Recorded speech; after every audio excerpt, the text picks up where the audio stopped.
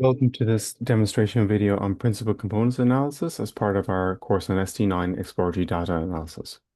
So here we're going to quickly go through some ideas behind this. So we're using dimension reduction methods where we want to go from many features P, where P is large, to K features where K is small. And K may follow after multiple transformations or adjustments to our data. Um, we're looking at PCA here, for which MDS is a complementary method, and they're transformed in linear space, which means that they're good for interpretation. When we talk later about TSNE and UMAP, you should bear in mind that they're not as effective for interpretation. And we're going to deal with some large matrix, X, with n samples and P features, and do PCA on that. What we can do now then is go to our R code and look further there. Okay, so we have this part on PCA where we talk about different things, and what we're going to use is a transform which works effectively on composition data such as relative abundances. So this is a log-based transform, which means that we have a better balance between different samples. It also adds a pseudo count to avoid having taking a log of zero values, which will give us an error. So add a small pseudo count there where it's very, very small relative to the values that are likely to be in X. And what we do is that this function, CLR transform, takes in the value x, it adds a pseudo count onto it, and then it applies this function where um, for each row, it log scales it using the row values divided by um, the exponential of the mean log row values. So what we're taking is our OTU matrix, which we determined above using the CLR transform. So let's go up that OTU matrix, which should be defined up here. So this is for the microarm data that we're looking at. We have 120 samples in three groups. They're healthy, 40, IBD, irritable bowel disease, 40, and IBS, irritable bowel syndrome, 40 again. And what we're considering is that we have 40 OTUs for each individual. And what we're using is the function we have the set seed 42 already, and we have 40 per group, so we can create matrices containing these entries inside there. And what we're doing is some adjustments to the OTUs for IBD and for IBS to make that ensure that they have different signals to the other ones, so we have some sort of data to analyze and differentiate the different groups more easily.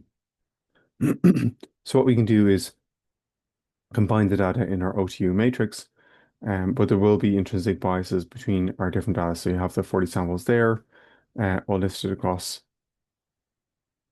120 samples there, and our 40 OTUs listed. So we bind them all together, and we can add on names inside there. So now if we look at the OTU matrix now as well, we can see that those OTUs and sample names are there. And if we add on the group labels, we can also add that to count how many are present and get a quick snapshot of our table, which looks like this. So this means you can apply this to PCA. And it's quite not a very complex thing we need to do. We just need to do the CLR transform on this data. And before we do that, what we'll do is view to check how that data looks. We didn't define the function, hence we get that error. So go back and do this. So you can see this is the transform data. So the average value per cell is 0, and you see that's quite skewed, um, which kind of tells you that, yeah, that this could be complex to model this. And what we're doing is we're just centering this data and scaling this using pure comp. So if we do this, we get a result very quickly. PCA results contains many things. If you just type it in with a $sign, we'll see these are the eigenvectors that are produced of the new coordinates where it is. And then we have the percent SDEV is the fraction of variation explained by the different OTUs. And we can see that the largest one is listed first, that's PC1. So what we can do is count up all the values in that SDEV and divide it by the fraction of the total for all of them. So our total variation is 263, whereas the values for each particular one might be quite small. So PC1 is about 11%. And this is the total variation explained. We can also look at the variance per PC using this plot. So we're using a bar plot to plot the first 5 PCs.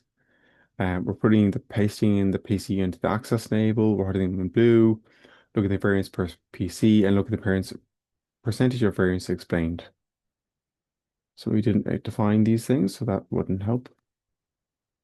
So you can see that, yeah, we're at 11% in PC1, 7% in PC2, 6% in PC3, and so on. So it decreases. So PC1 and PC2 are the most important, but there could be also important variation in other PCs as well. We can also plot the cumulative variation explained across the different plots when you PCs, and we see that it's quite small here in this particular artificial data sets, but you may find instances where the fraction of variation explained is higher. And what we're looking at for in this plot, this is simulated data, so it doesn't have as much structure as you might expect in different plots, but sometimes you see a clear point where the this screen plot shows an instance where the fraction of variation explained drops off considerably. And we can quantify this. We can ask how much variation is explained in PC1 and PC2 and together. So this is just 18.6%, which is quite low by typical standards. You'd normally expect more variation to be explained. And then we can check the PCA scores plots and just plot the PCA score PC1 versus PC2, add group labels, and then you use ggplot to take the PCA scores and plot them against each other. So if we just do ggplot like that, it'll just do a background.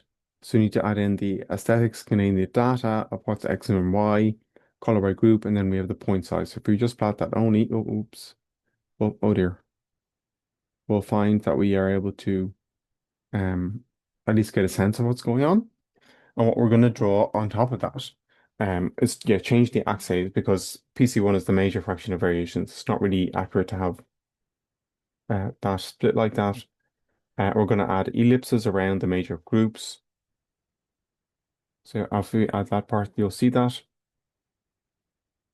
We're also trying to add axis labels and so on as well to make the picture more visually easily interpretable or interpreted. So if I zoom in, not sure if you can see that. If I drag my browser over a bit like that, you can see that we have some differences between groups and some similarities. So that's a plot using PCA. And then what we can do is extract from that our loadings. So we're looking at the rotation matrix and extracting from PCs 1 and 2, what OTs are associated with that. And we're creating a loadings data frame from that. And we're going to look at the ones that affect PC1 the most, the top 10 that affect PC1 the most. And we're going to plot them. So saying the top 10 OTU loadings on PC1. And what we see is that there are certain ones that have as bigger impacts on that in both a positive and negative fashion. So this is what's nice about PCA is that we can go back to the data and extract from that the underlying basis as to why the groups are differentiated against each other, which is very, very convenient. So please look at our next demonstration video on MDS.